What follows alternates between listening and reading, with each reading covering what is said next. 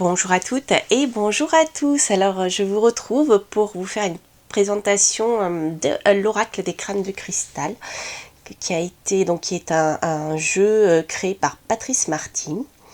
Alors j'étais très impatiente justement de le recevoir, donc voilà, je suis vraiment contente de vous en faire sa présentation. Donc il a été édité aux éditions Exergue. Et là, comme vous pouvez le voir, donc le format est carré. Alors, il s'agit d'un format carré assez grand. Je vais vous montrer un autre oracle hein, qui est du même format, mais plus petit, hein, parce qu'en général, les formats carrés sont plus petits que ça. Alors, je vais prendre ce jeu. Et je vais prendre celui-ci. Voilà, comme ça, vous vous rendrez compte. Hein. Je commente hein, parce que vous ne me voyez pas. Je suis en train de fouiller dans mes affaires. Alors, donc, voici donc, pour vous donner une petite idée. Le tarot des flammes jumelles, justement, aux éditions Exergue également, qui est, pour ceux qui le connaissent, un oracle qui est déjà assez grand. Alors, vous voyez, si je fais une comparaison, l'oracle est donc légèrement moins long et légèrement moins court, mais format carré. Alors, pour les petites mains, c'est pas pratique, donc je pense que la solution la plus simple pour le faire, pour les mélanger, c'est de le faire sur une grande surface protégée et pas en les battant, mais vous voyez, en les brassant comme ça. Ça apporte un nom, mais là j'ai un trou. Vous pouvez les brasser comme ça. Ou alors l'autre solution, moi je le fais assez souvent avec mes jeux. Parce que je trouve que c'est très bien, mais là c'est vrai que format carré c'est peut-être pas facile, je sais pas si on y arrivera. Ouais, non, pour les petites mains c'est pas simple, c'est de les laisser glisser, vous voyez, comme ça, sans les tordre hein, bien sûr, mais les laisser glisser de manière, en faisant deux tas, de manière à ce que les cartes mais bon, c'est grand, elles sont vraiment grandes là. C'est pas, voilà, c'est pas un jeu, je dirais, qui est facile à mélanger. Voilà, vous voyez, même moi, j'arrive pas. Donc, c'est vraiment les brassons comme ça, en les mélangeant sur la table, que je pense qu'on arrive beaucoup mieux à les mélanger. Alors, donc, ce format carré, qui est grand et beau, donc sur chaque carte, vous retrouvez justement un de ces fameux crânes de cristal. Alors, chacun de ces crânes de cristal porte un nom et a été taillé dans un cristal particulier. Alors celle-ci me plaît particulièrement.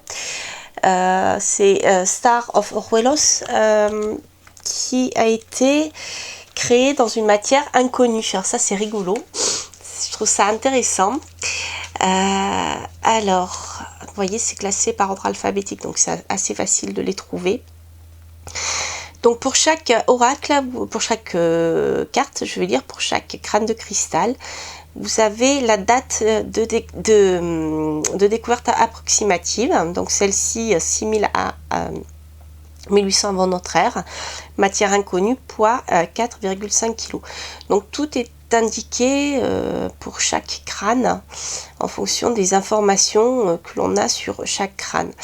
Et là, si je vous prends par exemple cette carte, on vous explique comment il a été découvert. Donc découvert directement à Cerro del Toro, Orwelos de Jalisco, au Mexique. Connu depuis des décennies ou plus par leurs habitants, ces pierres ont souvent été transmises de génération en génération, sous forme de collection familiale et de patrimoine.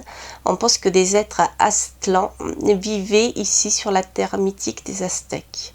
Voilà, donc vous avez un petit paragraphe, une petite phrase en fonction de ce que l'on sait sur ce crâne de cristal.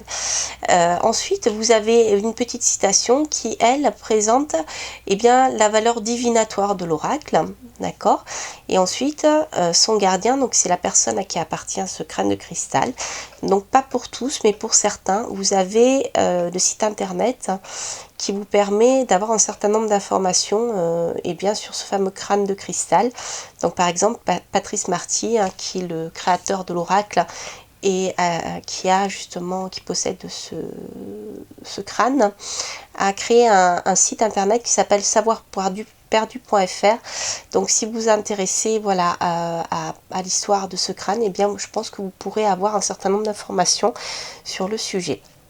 Donc c'est un oracle qui est plus développement spirituel, je dirais, plus axé sur le développement spirituel. Il n'est pas du tout prédictif.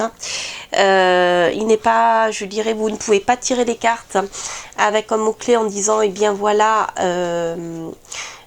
si je tire cette carte, tout de suite, intuitivement, j'ai des informations de par l'image, par le texte. Non, en fait, il n'est pas conçu pour ça. Il est conçu pour rentrer dans la symbolique de chaque crâne. Voilà. Donc, il vous faut avoir le petit livre à portée de main lorsque vous faites des tirages. Donc, je vais vous lire... Excusez-moi. J'étais malade, je vais essayer de ne pas trop tousser. Rhinopharyngite, hein. C'est tout bête, c'est le virus de la rentrée, vous voyez. Voilà, je n'en dirai pas plus.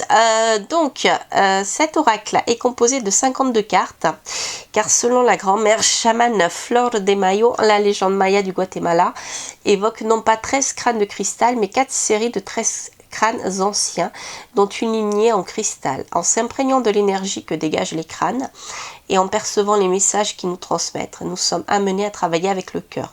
Le tirage est toujours très juste et il peut nous surprendre et nous interroger. Cette carte choisie a son importance au moment présent sur notre chemin et peut être ainsi en mesure de recevoir les différentes informations accumulées par ce crâne ou se relier à ces différentes connexions. La réussite de l'intervention des crânes sur nous-mêmes passe par notre faculté à pouvoir nous ouvrir et à accueillir par la méditation, par le contact. Car le contact ne doit pas s'effectuer par le mental, mais par l'énergie du chakra cœur situé au milieu du corps. Voilà, je vous passe les détails des chakras, donc on rentre dans l'explication des chakras. Donc vous voyez, c'est intéressant puisque ici, c'est un oracle qui ne travaille pas sur le mental justement, donc il a pour but de nous aider à nous connecter avec le crâne. Voilà, c'est le travail que nous proposent les crânes de cristal à notre rythme en respectant notre évolution spirituelle, l'objectif étant d'être pleinement incarné sur Terre en harmonie avec le vivant. Notre capacité à nous ouvrir à la perception des crânes va s'affiner au fur et à mesure de la manipulation de cet oracle. Outre le message qui a été transmis par chaque gardien du crâne, vous pourrez retrouver leur histoire et celle de la rencontre avec leur gardien. Voilà. Voilà, donc l'auteur nous dit qu'il n'est pas nécessaire d'avoir des ressentis, de voir, d'entendre pour que l'expérience se vive. Il peut se prolonger pendant plusieurs jours ou durant les rêves. Voilà. Il ne faut rien attendre, mais être ouvert aux synchronicités, aux nouvelles rencontres, à vos rêves, aux messages de la vie. Centrez-vous dans le cœur, accueillez, laissez-vous guider. Donc on est vraiment dans un oracle qui travaille qui fait travailler sur l'ouverture à d'autres perceptions. D'accord, donc c'est intéressant, donc à pratiquer. Je n'ai pas encore eu l'occasion de le faire, mais ce que je vous propose de faire, c'est pour la découverte de cet oracle, de faire un petit tirage. Alors, excusez-moi, je vais boire un peu d'eau, et puis sinon je vais tousser tout le temps. Voilà, donc je vous propose de vous concentrer. Et on va faire un petit tirage pour voir ce qu'on peut avoir comme information. Alors, je vais essayer de faire comme ça, mais non, j'y arriverai pas. Ah oui, j'ai oublié de vous montrer le dos. Hop, suis-je bête? Il est là, magnifique dos, vous voyez. Et les tranches sont dorées. Voilà, Alors, ce que je voulais faire au niveau de la taille, je voulais le comparer à l'oracle de la présence animale et ancestrale d'Antoinette Charbonnel. Je vous en ferai une review. Mais vous voyez, là, les cartes sont voilà, format carré, assez grande. Plus grande aussi que d'habitude, mais voilà. Vous voyez que ce jeu est vraiment très très grand. Si par exemple, je prends le jeu d'Antoinette, hop, hop, je vais faire comme ça, que je le prends dans mes mains. Vous voyez, je le tiens, voilà, là, celui-ci, il fait presque toute la taille de ma main, voilà. Donc j'ai des petites mains, mais quand même, c'est un jeu qui est grand, hein, voilà. Donc ça, c'est important que vous le sachiez. Voilà, voilà, voilà. Alors, ce qu'on va faire, comme là, je ne pourrais pas les mélanger sur la table parce que ma table est trop petite, on va faire une coupe au milieu, enfin à peu près, et on va voir ce que le crâne nous dit. Alors, je vous laisse vous concentrer si vous avez une préoccupation particulière. Voilà, vous pouvez faire pause si vous le souhaitez, et puis on va tirer, hop, un crâne.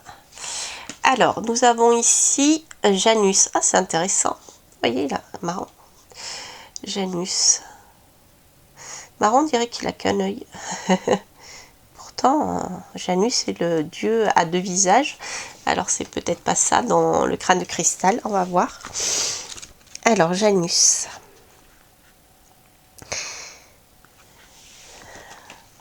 Alors, découvert avant 1876, donc je vous passe les détails. Placez-moi sur votre cœur, laissez mon message vous parvenir. Voilà. Tout simplement. Donc, on est vraiment ici dans le travail. Je dirais, on est presque même le travail avec la boule de cristal, vous voyez. Donc, même si je ne le place pas sur mon cœur, moi, je le vois, je vois l'œil. Je vois un seul œil. J'ai l'impression qu'il n'a qu'une vision, en fait. Et alors, est-ce que c'est le troisième œil? Est-ce que c'est le fait de vouloir d'avoir une vision unique, peut-être trop focalisée sur une chose, hein. Voilà, c'est comme ça que je le ressens. Je me trompe peut-être, je ne sais pas. C'est vraiment, moi, je travaille, je vous dis ça avec mon ressenti.